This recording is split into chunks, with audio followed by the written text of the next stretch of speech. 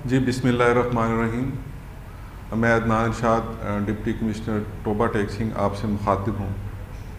जैसा कि आपके इल्म में है कि पिछले सोमवार को बरादर मुल्क तुर्किया और शाम तारीख़ के बदतरीन ज़लज़ले की जद में रहा, जिसके नतीजे में इन्हें शदीद जानी और माली नुकसान उठाना पड़ा।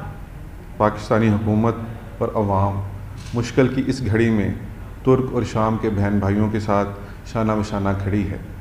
इनकी माली इमदाद इंसानी और दीनी फरीज़ा है, जिसके लिए अवामुन्नास से गुजारिश है कि वो वज़ीर आज़म पाकिस्तान के कायम करदा रिलीफ फ़ंड बराए मुतासरीन ज़लज़ला तुर्क व शाम में दिल खोल कर इमदाद करें और दीगर अशिया बिलखुसूस कंबल और कपड़ा वगैरह दें।